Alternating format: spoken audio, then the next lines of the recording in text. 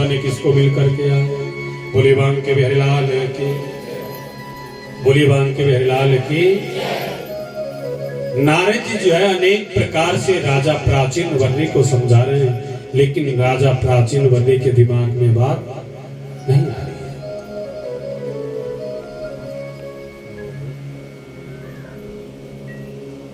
नारद जी कह रहे राजन,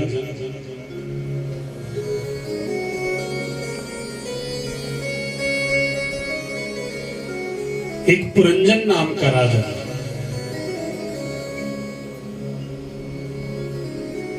और उसी राजा के एक सखा है अविज्ञा।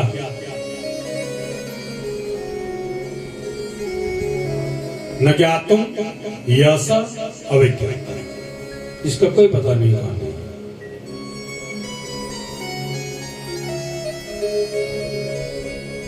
और ये पुरंजन एक दिन अपने सखा के साथ सुंदर से नगर की तलाश में, कोई भी नगर कहीं पर भी पसंद नहीं आया, और हिमालय की दक्षिण दिशा में एक 9 दरवाजों वाला बड़ा सुंदर सा महल। बोली बांग के बिहारीलाल की बड़े गौर से कथा को श्रवण करना। मैंने कहा था ना, ये मेरी और आपकी कथा है। अब ये 9 दरवाजों वाला जब नगर दिखाई दिया गया, अब ये 9 दरवाजे का हमारा शरीर है, जिसके 2 कान, 2 आंखें, 2 नासिका छिद्र, 1 मुख, उपाज्य इंद्रिय। इस प्रकार से जो ये 9 दरवाजे वाला हमारा जो शरीर है, इसी का नाम पुरंजन।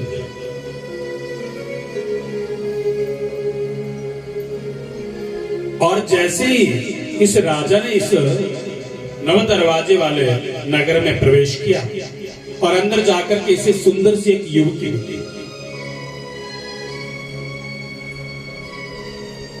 अब जैसे इस युवती का परिचय जब पूछने लगे, देवी तुम कौन हो? बोले मुझे नहीं पता, मैं था। बोले क्या नाम है तेरा? बोले ये भी नहीं पता।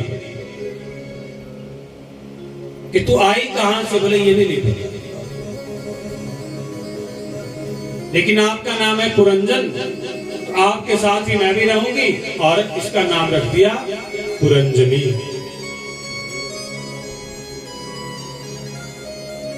अब ये पुरंजन और पुरंजनी दोनों बड़े प्रेम से एक दूसरे के साथ रहने लगे। अब अगर पुरंजनी रोती है तो पुरंजन भी रोता है, अगर ये हंसती है तो ये भी हंसता है।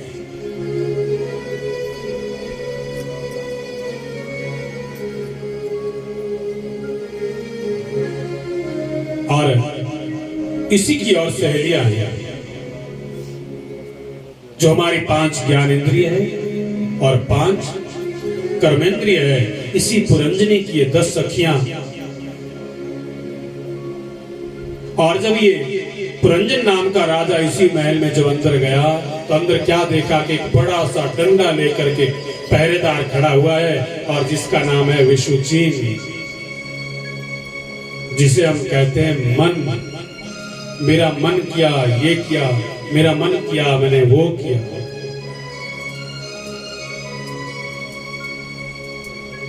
और ये 9 दरवाजे का जो नगर है,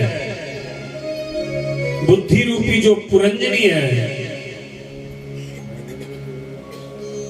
अब पुरंजनी रोती, पुरंजन रोता, पुरंजनी खाती, पुरंजन खाता। इसी प्रकार से दोनों का आपस में जो है वो बड़ा सुंदर प्रेम है। और इसी में प्रधान दरवाजे पर जो है एक बड़े 5 फन वाला जो है एक विशाल काय अजगर खड़ा हुआ है। इसे कहते हैं पंच प्राण, अपान, व्यान, उदान, समान और प्राण। ये नित्य प्रति जो है इस 9 दरवाजे वाले इस नगर की जो है वो रक्षा करता है। और इसी नगर के सामने एक चंडवेद नाम का राजा, जो नित्य प्रति इस 9 दरवाजे वाले नगर के ऊपर जो है वो आक्रमण करता है और इसकी 300 गंधर्व और गंधर्विया ये सेना है, नित्य प्रति जो है ये इस नव दरवाजे वाले महल के ऊपर, इस नगरी के ऊपर आक्रमण करता है, लेकिन इससे आक्रमण नहीं होगा। इसी चंडवेग की बहन एक दिन आकर के अपने भाई को जब देखती है, भाई बड़ा दुखी है, और ये जरा नाम की जो बहन है ये आकर के अपने भाई से पूछती क्या कारण है, क्यों तुम इतने दुखी हो? बोले बार बार इस नगर के ऊपर आक्रमण करता हूँ पर कोई फर्क नहीं पड़ता। और ये जरा नाम की जो बहन है हंसने लग गया, रे ये तो छोटी सी बात है, मुझे कहो। और इस जरा नाम की बहन ने क्या किया कि जो नव दरवाजे वाला जो ये नगर है इसके ऊपर आक्रमण करना प्रारंभ कर दिया। अर्थात हमारा नव दरवाजे का जो ये शरीर है और जरा नाम की ये राक्षसी जब इसके ऊपर प्रहार करती है, इसके ऊपर आक्रमण करती है, तो क्या होता है? बोली बांके बिहारीलाल की। देखो जब जीव अपनी जवानी में होता है ना, उसे ऐसा लगता है कि ना तो मैं मरूंगा ना मैं बूढ़ा होने वाला हूं, है ना, लगता ना ऐसा। और बूढ़े बूढ़े अगर दिखे भी तो उनके ऊपर हंसना प्रारंभ करता है ऐसा। उन्हें ये पता नहीं कि हमें भी वहीं जाना है।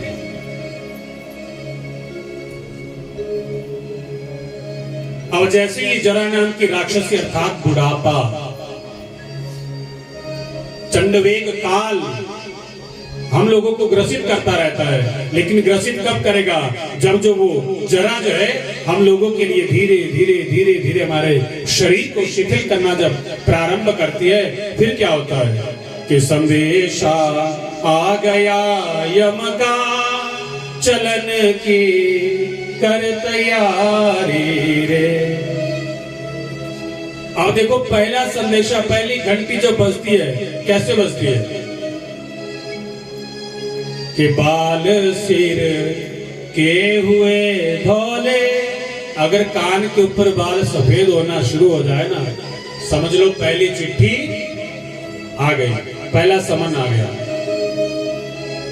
पर सबसे ज्यादा तेज अगर बनाया ना भगवान ने तो इंसान को बनाया, इससे भगवान भी डरता है। अब जैसे ही पहला समन आया और एकदम से फाड़ फोड़ के फेंक दिया, काली मेहंदी लगा,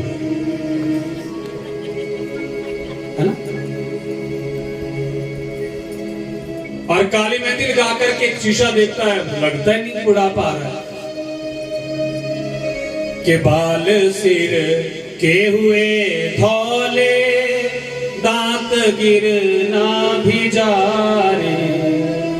बोले दांत गिरते रहे, दो कैस्टेल गाड़ियां रखी है बस, एक ऊपर और एक नीचे, है ना। ये भी टंटा खत्म है कि कान से सुन पड़े ऊंचा, सफेदी आंख पर छाए। कानों में भी मशीन छोटी सी लगा लो, चुपचाप सुनाई देगा, है ना। आंखों में अब चश्मा लगाने की भी जरूरत नहीं, लेंस बस अंदर ही फिट करो, अपने आप सब कुछ दिखता रहता है ना। एक बार क्या हुआ कि एक मूर्तिकार, कथा पकड़ करके रखना आपने, क्योंकि मुझे बीच में और ही कथा याद आ जाती है। एक मूर्तिकार जो मूर्ति बनाता है बहुत सुंदर। अब एक दिन पंडित जी के पास चला गया, महाराज मेरी कुंडली देखो, कुंडली में देखा रे मार्केश तेरा बैठा हुआ। बोले मार्केश? बोले हाँ, इतनी तारीख को इतने बजकर इतने मिनट पर तेरी मृत्यु हो जाएगी। मूर्तिकार ने क्या किया, अपनी मूर्तियां बनानी प्रारंभ कर दी। पूरी 9 मूर्तियां बनाई सुंदर पंक्तिवत। अब जब 9 मूर्तियां बना दी और बिल्कुल ऐसा लगे कि ये मूर्तिकार है कि मूर्ति है, पता ही नहीं लगता है। और जब वो समय आया जो पंडित जी ने कहा है ना, और उस दिन क्या किया कि मूर्तियों को पंक्ति में रखा है, उन्हीं मूर्तियों के बीच में खुद बैठ गए। अब जब मूर्तियों के बीच में खुद बैठ गया, यमराज के दूत आए। अब यमराज के दूतों का एक नियम है, ये उसी जीव को हाथ लगाते हैं जिसे लेकर के जाना, दूसरे को नहीं छूते। अब यमराज के दूतों ने देखा, अरे यहाँ तो 10 लोग हैं, ले तो एक जाना है, इनमें से है कौन सा? अब वो देख रहे हैं समय होने वाला है और पता ही नहीं चल रहा है कि इनमें से है कौन सा। यमराज जी को एकदम से बुलाया, महाराज जल्दी से आओ, यहाँ तो 10 लोग एक ही शक्ल के हैं, यही पता नहीं चल रहा है किसे लेकर के आऊं। यमराज जी आए, देखा रे सच में 10 के 10 एक शक्ल के। अब जैसे ही इतनी बात हुई और यमराज जी ने एकदम से अपने दूतों से कह दिया कि भाई ऐसा करो, जिसने भी ये मूर्तियां बनाई हैं उसे लेकर के आओ। ले जाने वाले को तो बाद में ले जाएंगे, पहले उससे मुंह मांगा इनाम देंगे। और उन मूर्तियों के बीच में से एकदम से उठा बेचारा, मैं हूं महाराज, बोलो पकड़ो इसको लेकर चलो। बोली वाक्य में लाल की, जितनी मर्जी मेहंदी लगा लो, जितनी मर्जी सफेदी से काली करवा लो, जितनी मर्जी दांत लगवा लो, जितनी मर्जी कान में मशीन लगवा लो, लेकिन आ गई जिसकी उसे जाना पड़ेगा बेशुमार। देख ले लुकमान की हिकमत गई सवार। संदेशा आ गया यम का चलन की, कर तैयारी रे। ये तो पहले भेजी जाती लगनौती बना करके के फलाने दिन मुहूर्त साधा, है ना। लेकिन हम लोग क्या करते, बार बार फाड़ते, बार बार। बोले ना, जितने मर्जी बाल सफेद कर तो हमने फिर करने का। अब भगवान जब बार बार घंटी बजाते रहते ना, बजाते रहते, जब नहीं सुनी तो एक ही घंटा बजाते फिर जोर से। और फिर राम नाम कि तू लाख हिफाजत कर ले, तू लाख करे रखवाले, उड़ जाएगा एक दिन पंछी, रहेगा पिंजरा खाली। जिस दिन भी ये हमारा, हमने कहा था ना कि 3 प्रकार के शरीर हैं, स्थूल, सूक्ष्म और कारण। जिस दिन ये सूक्ष्म शरीर हमारे अंदर से निकल जाएगा, उस दिन ये शरीर शरीर नहीं क्या रह जाएगा, खाली शव रह जाएगा। और जिसके लिए हम लोग आजीवन भर पूरे अपने जीवन को अपने परिवार में लगा देते हैं, अंत में क्या होता है,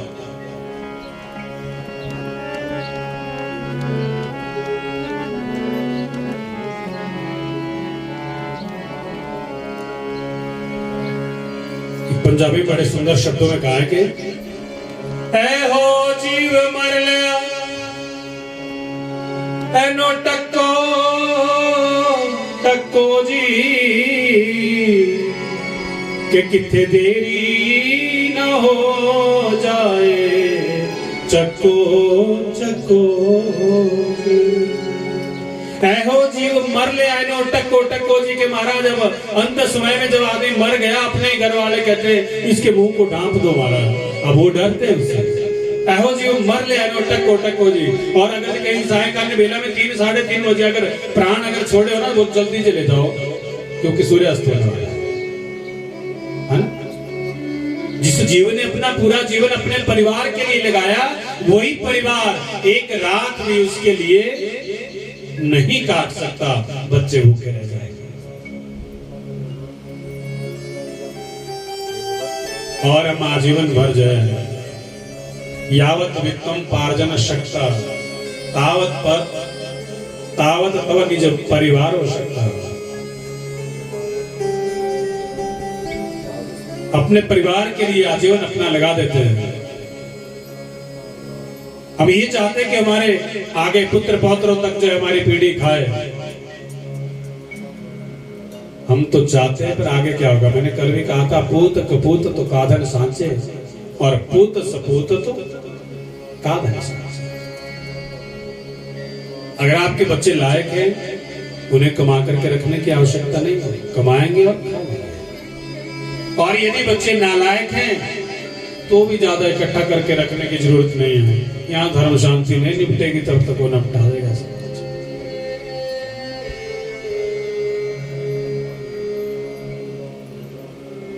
इसलिए वेद व्यास जो है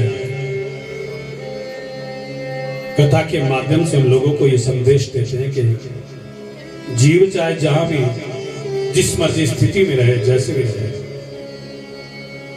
उसे प्रभु का भजन करना चाहिए, प्रभु का सुमिरन करना चाहिए।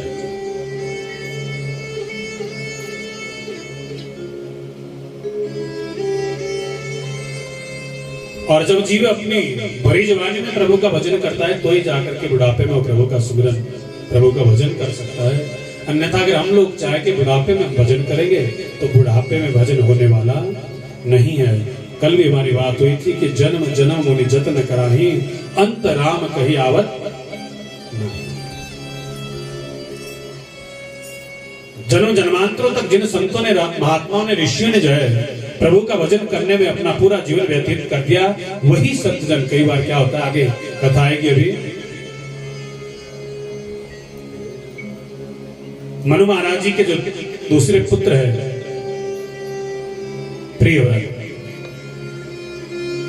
प्रिय मैंने अच्छा, और व्रत संकल्प। लेकिन यहाँ थोड़ा विपरीत होता है। जिस दिन हमारे व्रत होता है ना, उस दिन क्या होता है, टेम्परेचर थोड़ा हमेशा रहता है ना, भूखे पेट भी होते हैं।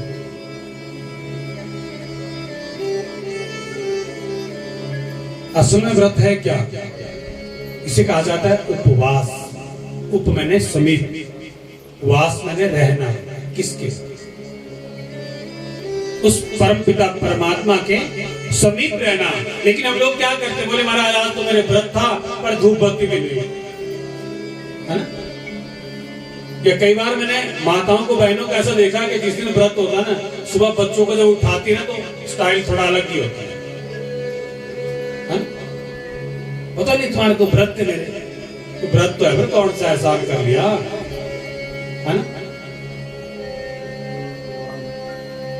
व्रत है क्या चीज, अन्नम न निंद्या तद्व्रतम, अन्न की निंदा करनी छोड़ दो, समझ लो आपके 12 महीने व्रत ही व्रत। अगर व्रत रखा है और व्रत वाले दिन अगर बहू की बारी आ गई ना, नमक भी नहीं डाला था, कोई फायदा नहीं व्रत करने का। अन्नम न निंद्या तद्व्रतम, अन्न की निंदा करनी छोड़ दो, समझ लो आपके व्रत ही व्रत है। और यदि व्रत लेते हैं आप, एक हफ्ते में 2 या 4 नहीं, पूरा हफ्ता भर लेकर के रखो, वो व्रत नहीं है, वो भूखे मरना है। अगर व्रत रखा है और अन्न की निंदा अगर हम लोग करते हैं, तो हम लोग व्रत नहीं ले रहे हैं। अन्न ब्रह्मा रसो विष्णु, अर्थात हम ब्रह्मा और विष्णु का अपमान कर रहे हैं। और अगर हम अपमान कर रहे हैं तो व्रत लेने का क्या औचित्य है। और यह मनु महाराज जी के पुत्र है प्रिय व्रत। प्रिय मैंने अच्छा, और व्रत मैंने एक संकल्प कर लेना। और प्रियव्रत महाराज जी ने एक संकल्प किया कि मैं जीवन में कहीं भी किसी भी जीव के जीवन में जो है कभी अंधकार नहीं रहने दूंगा। सूर्य नारायण की आराधना की, और सूर्य नारायण की आराधना करके यही प्रार्थना की कि महाराज मैं ये चाहता हूं कि किसी भी जीव के अंदर जो है अज्ञान रूपी अंधकार नहीं रहना चाहिए। इन्हीं प्रियव्रत के यहाँ पर आनिग्र हुए, आनिग्र के नाभि हुए, और नाभि के ऋषभदेव हुए, और इन्हीं ऋषभदेव महाराज जी के 100 पुत्र हुए।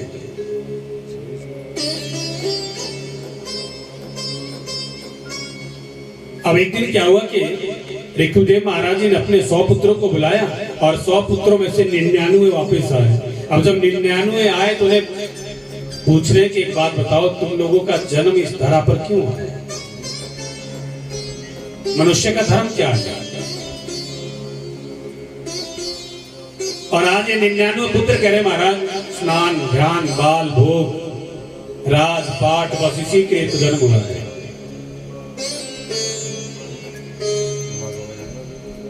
और आज ऋषभदेव महाराज जी ने अपने 99 पुत्रों को अपने घर से बाहर निकाल दिया, बेदखल कर दिया। और जैसे ही भरत महाराज जी आए, और भरत जी के लिए जो ऋषभदेव महाराज जी पूछ रहे, पुत्र एक बात करना चाहता हूं। बोले पिताजी कहो कि हम लोगों का जन्म क्यों हुआ है?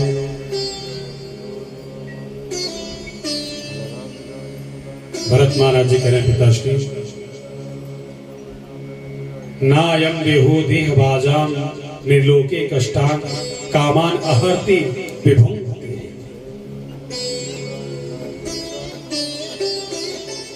हमारा जन्म केवल मात्र बाल भोग करने के लिए नहीं हुआ है। आहार निद्रा भय मैथुन भी नराणाम पशु भी समाना। हमारा जन्म केवल मात्र बच्चों को पैदा करने के लिए नहीं हुआ है। भरत महाराज जी कह रहे पिताश्री, सबसे पहले तो 3 बातों का जो है जीव के लिए ध्यान रखना चाहिए। जब भी वो कभी अपने लिए घर बनाए तो उसमें सबसे पहले घर हमें किसे बनाना चाहिए? भगवान के लिए कक्ष बनाना चाहिए। लेकिन हम लोग कहाँ बनाते हैं भगवान जी के लिए घर? बनाते हैं पौड़ियों के नीचे जो ओढ़ू होता है, बस वहां। बोले कमरा खराब हो जाएगा जो पूजा को लगा दिया है। लेकिन भरत महाराज जी कह रहे हैं पहला मनुष्य का कर्तव्य है। और दूसरी बात है कि अगर हम कहीं भी मंदिर में जा रहे हैं कि तूने पत्थर कहा तो मैं पाषाण था, तूने मूर्ति कहा तो मैं भगवान था, तूने मूर्त कहा तो मैं भगवान था। आज भरत महाराज जी भी यही कह रहे हैं कि अगर कहीं मंदिर में जाओ, अपने घर में अगर भगवान की मूर्त रखी हो, उसे धातु से नहीं तुलना करनी चाहिए, उसके अंदर प्रभु का रूप देखना चाहिए, प्रभु के दर्शन करने चाहिए। और तीसरी बात, जब भी हम अपने घर में जब भी बनाए, भोजन बनाए, उसका सबसे पहले हमें भोग भगवान को लगाना चाहिए। जैसा खाओगे अन्न वैसा होगा, वैसा होगा। बोली बात के बहलाल की। तो अन्न तो सभी टिप्पू का खा रहे हैं, तो मन क्यों अलग अलग हो रहे हैं? इसका कारण क्या है? एक ही अन्न खा रहे हैं ना सभी, मन क्यों बदल रहे हैं सब? जैसा खाओगे अन्न वैसा होगा मन, जैसा पिएगे पानी वैसी होगी वाणी। अब पानी भी मेरे ख्याल में एक ही जगह से आ रहा होना था ना।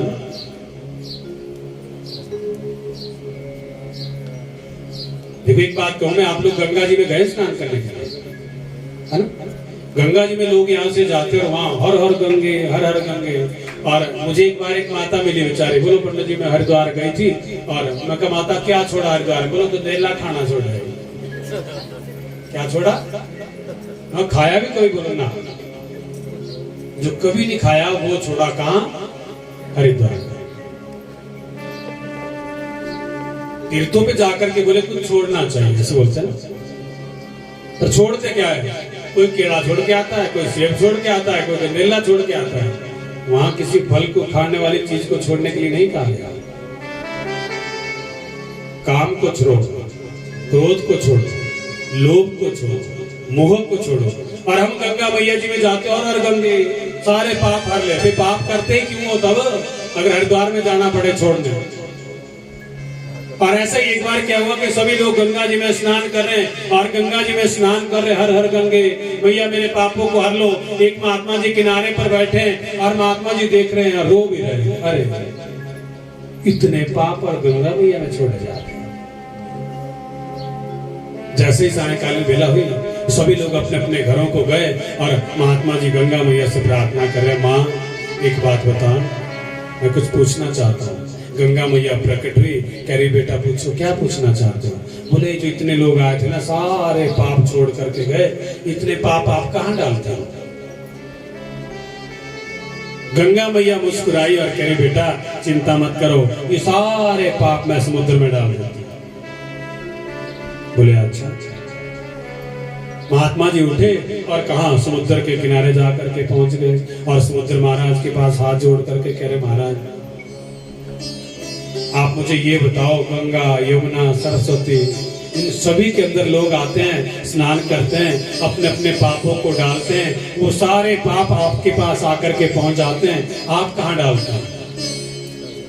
समुद्र महाराज जी मुस्कुराए और कह रहे बेटा चिंता मत करो, मैं भी नहीं रखता अपने पास। बोले तो कहाँ रखते हो? तो जैसे प्रातःकालीन बेला में सूर्य की किरणें पड़ी और उन्हीं किरणों के माध्यम से वो सारे पाप सूर्य नारायण के पास चले जाते। अब महात्मा जी उठे, सूर्य नारायण के पास जाकर के पहुंच गए, कह रहे महाराज एक बात पूछना चाहता हूँ, ये सारे मृत्यु लोग के जो पाप है ना, जो आपके पास आकर के पहुंचते ने कहाँ डालते?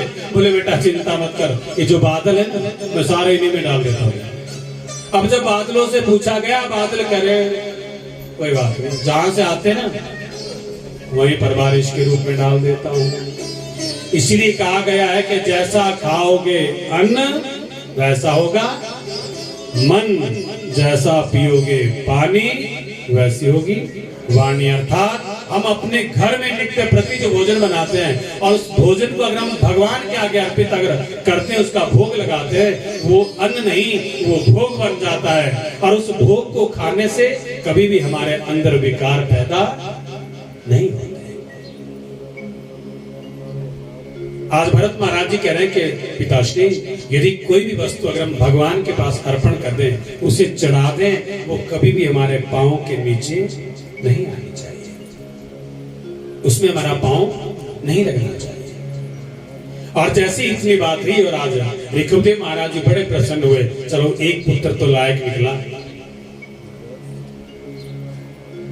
और आज ऋषभदेव महाराज जी को एक पूर्ण विश्वास हो गया, अपना सारा राजपाट छोड़ करके जो है अपने पुत्र को राजगद्दी पर विराजमान किया और स्वयं कहां जंगल की ओर तप करने के लिए चले गए।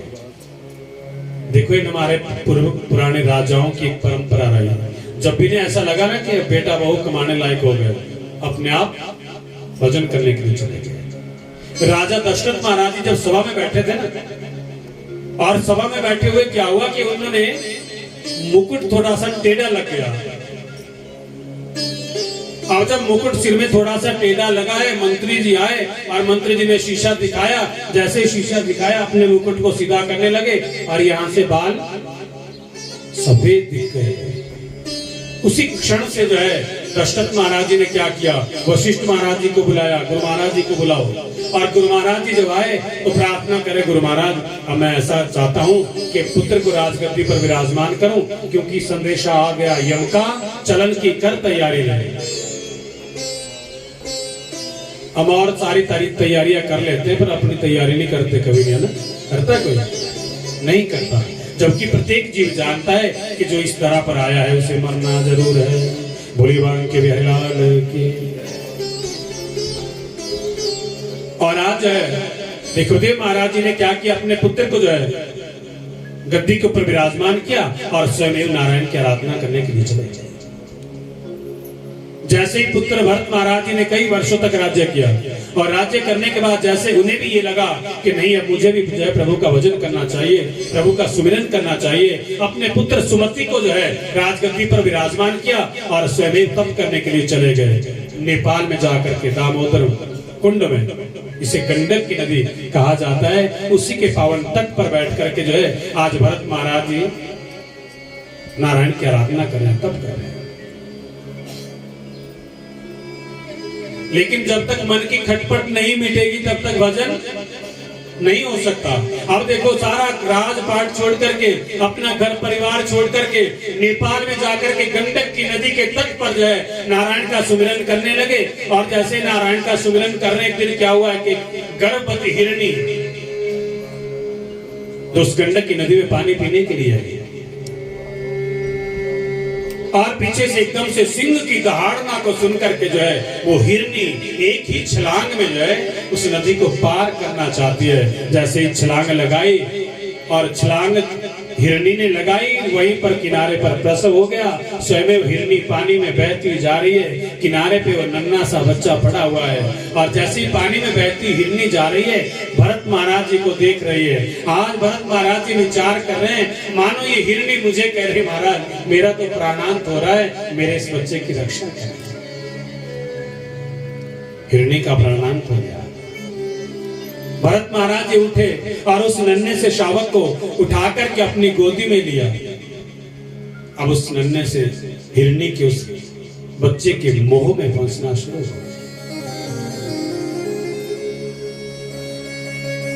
नित्य प्रति उस बच्चे के लिए हरी हरी घास खाने के लिए देते, उसके साथ खेलते हैं। वो नन्हा सा बालक हिरनी का शावक जो है भरत महाराज जी के साथ अनेक प्रकार की अटखेलियां करने लगा।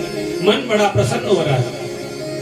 धीरे धीरे वो शावक बड़ा होने लगा, भरत जी की अवस्था ढलने लगी। एक दिन क्या हुआ कि भरत महाराज जी बीमार हो गए, और जब बीमारी की अवस्था में लेटे हुए हैं, वो हिरणी का शावक जो है वो बच्चा भागता हुआ अन्य हिरणों के साथ चला गया। और मन कहाँ फंसा है?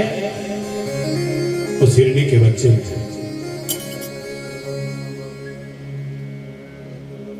और उस हिरणी के बच्चे का ध्यान करते करते भरत महाराज जी का प्राणांत हो गया।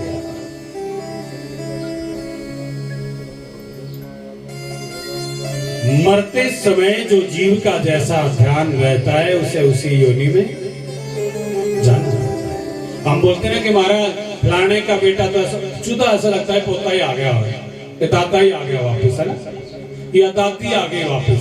वो क्यों बोलते हैं? क्योंकि जाते जाते दादे का या दादी का मन पीछे ही फंसा हुआ।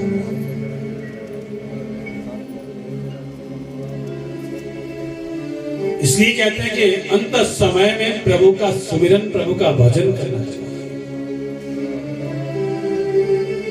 और मरते मरते जीव का जहां पर ध्यान रहता है उसे उसी योनि में जाना पड़ता है। भरत महाराज जी का भी प्राणांत हो गया और ध्यान किसका हो रहा है? हिरणी के उस बच्चे का ध्यान हो रहा है। और जैसे प्राणांत हुआ अगली योनि हिरण की पड़ गई। बोलिए भरत महाराज की।